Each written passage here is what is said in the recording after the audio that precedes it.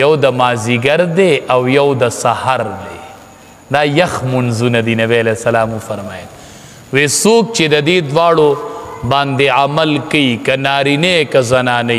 چې په دې دوو منځونو کې اهتمام کوي الله به جنت ته بوځي د دې مقصد څه دی مطلب دا نه دی چې په نورو کې دې نه کوي او په دې کې دې کوي نو جنت ته به ځي نه د دې مقصد دا دی چې د سحر منځم دا نازک ټیم دی دا د خوب ټیمي او د مازیګر منځ د مشغولتیا ټیمي کرکټ او والیبال او فوټبال کې لاړ شي او د سحر هغه په خوب کې لاړ شي د حدیث مطلب دا دی یو خو د دې حدیث نه دا معلومیږي چې د دې دوو منځونو اهمیت ترې ډېر معلومیږي دویم ته دا معلومیږي چې کم سړی په دې دواړو عمل دا دواړه کوي نو الله به ورله د دې نورو لازمي توفیق ورکوي بیا به دا نور نه پاتې کېږي کنې ته شروع کړه سهار او د مازدیګر دا نور دې بیا ستا نه پاتې شي او حدیث مبارک کې هم راځي چې څوک د سحر او د مازدیګر منځ کوي نو دی به هرګز جهنم ته داخل نشي دا نبی علیہ السلام فرمایلی نو د دې مقصد علماوی دا دی چې الله به ورله بیا د نورو توفیق خامخا ورکوي چې دا دوه منځونه کوي او نبی کریم صلی الله علیه وسلم فرمایل وی من ترک صلاة العصر فقد حبط عمله وی د چانه چې د مازدیګر منځ پاتې شو فقد حبط عمله د عمل ټول ضایع شو ټول ضایع شو د دې مطلب څه دی دا مطلب نه دی چې نور عمل هم ضایع شو خو د دې مطلب دا دی که نه چې د مازدیګر ټیم او سحر مانځه ټیم کې فرشتي بدلیږي نو چې ماښام فرشتي وخیږي واپس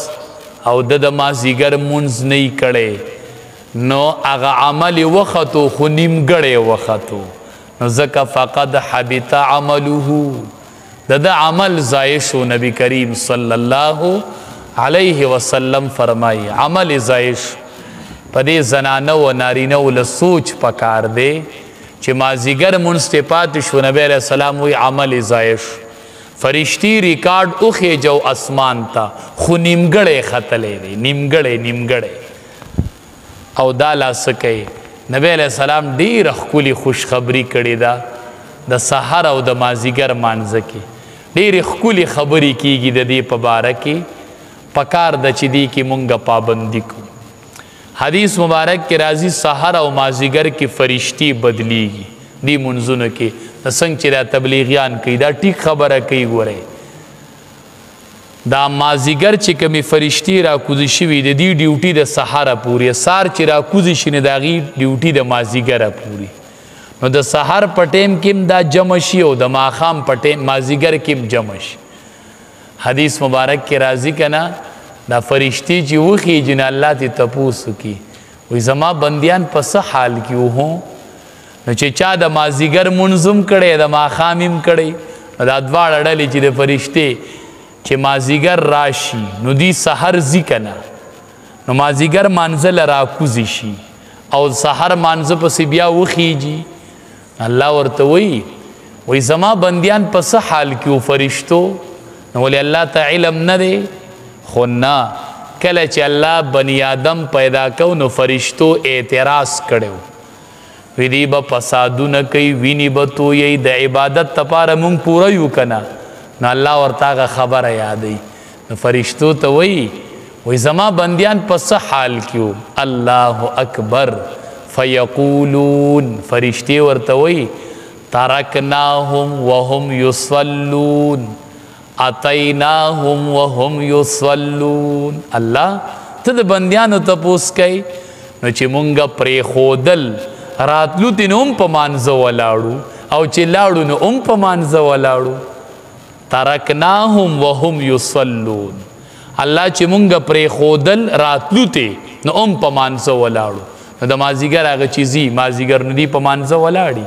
نو سهار چې راشي نو هم په مانځه ولاړي الله وی زما بندیان په څه حال کې نو فرشتې ورته جواب ورکوي چې پریم ښودل نو هم په مانځو او چې ورللو ورته نو هم په مانځو نو ښه نه ده چې ستا باره کې فرشتې دا رپورټ ورکي نو چې مازدیګر فرشتو رپورټ ورکړی چې الله په مانځه ولاړو او د شپې مړ شي نو دغه رپورټ په دې پروت نه وي سحر دې مونځ کړی فرشتي وي الله په مانځه ولاړو نو مرې به نه نو رپورټ په دې بره پروت نه وي او حدیث مبارک کې راځي چې د سحر مونځ څوک وکړي دی د الله په ذمه کې شي دی د الله په حفاظت کې شي بیا الله په ده ډېر خفه کېږي چې د ده څوک غیبت کوي او ده ته څوک تکلیف ورکوي الله پې بیا ډېر خفه کېږي وایي ده د سحر مونځ کړی دی زما په ذمه کې دی